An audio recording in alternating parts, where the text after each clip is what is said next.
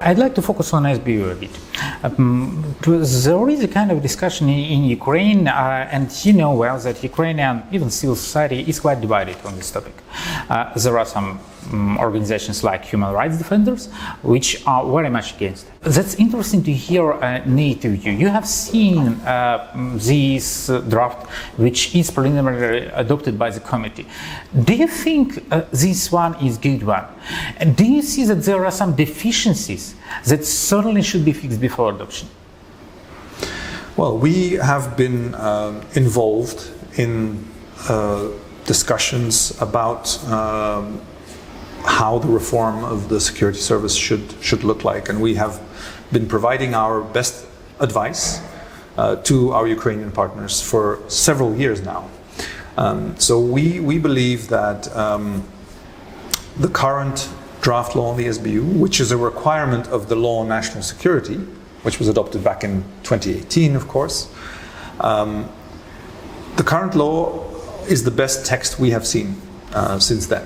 So it clearly spells out the SBU's three core functions, which is counterintelligence, counterterrorism, and protection of state secrets.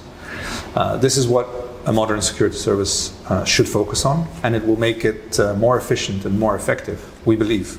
The entire international advisory group, we work closely with our partners from the EU and the US Embassy.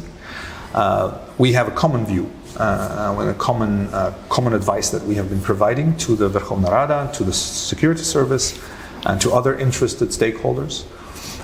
We have come out publicly, you've seen the statements, supporting this text and recommending it for adoption in second reading. So we look forward to that. We believe it will be an important step on Ukraine's Euro-Atlantic and European path. We also believe it will unlock opportunities for cooperation between Ukraine and allied services. And of course, even when the law is adopted, and I was hoping, of course, that it would happen before the end of my tenure, but I'm confident that it will be eventually adopted.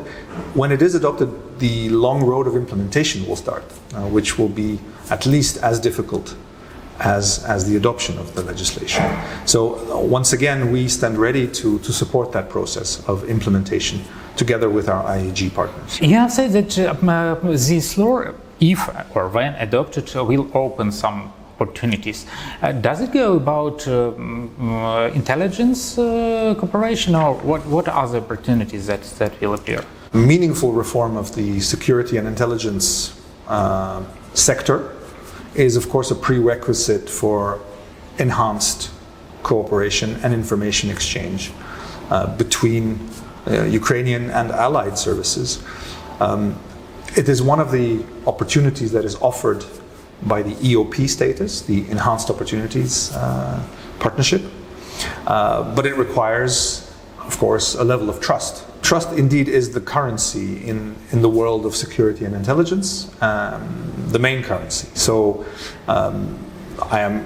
there is already significant practical cooperation ongoing between different services, but it will only be enhanced by meaningful reform. And that's why for Ukraine this can be very beneficial.